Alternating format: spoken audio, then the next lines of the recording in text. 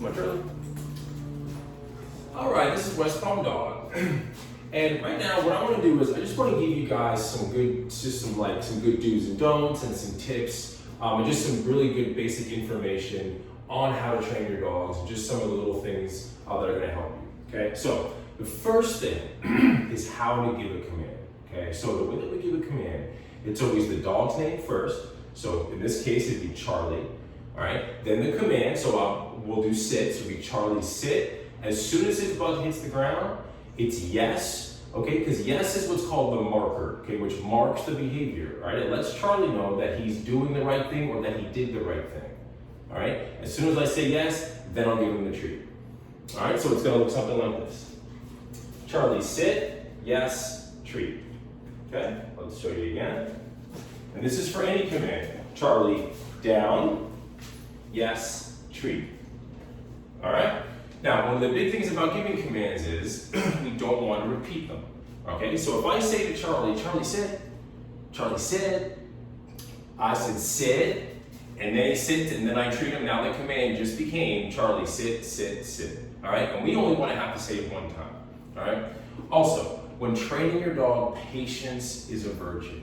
So if I tell my dog to down, right? I need to give my dog a couple of seconds, right? I don't need to repeat the command, and I don't want to lure him right away, or else he's always going to wait for me to lure him, all right? I want to be able to just say this on a verbal command and have my dog do it, all right? So instead of saying, I'll say, Charlie down, I'll wait, yes, and then I treat him, all right? If I was another second, and then I would have touched his nose. So I'd say Charlie down, I wait my dog out, I touch his nose, and then I draw a straight line, and then I treat him, okay?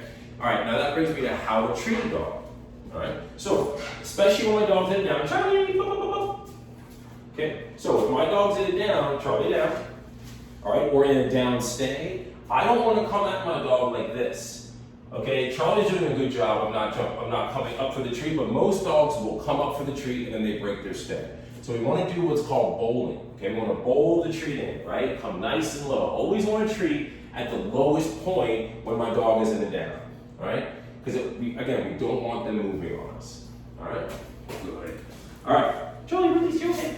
All right, now, saying no, all right? I don't want you guys to be telling your dogs no, especially when you're training them, right? If we're teaching our dog something, I don't want to tell them no. If I say sit and he downs, that's not a no. Okay, I'd rather you guys use like a negative type of a marker, like or something like that, okay? I want you to save no so you have it in your back pocket for the things that we like to call felonies, okay? A felony, chewing something up, right? Going to the bathroom in the house, jumping all over people and just not listening, running around the house, just acting crazy, okay?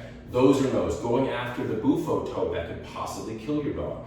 Those are no's, right? No is always going to be said loudly and forcefully, all right? A no might be followed up with a leave it, right? So no, leave it, something like that. But I want you guys to have no in your back pocket. So when you do say it, it has value to your dog, all right? People say it way too often. Stop, no, don't, too often, and it just loses value, all right?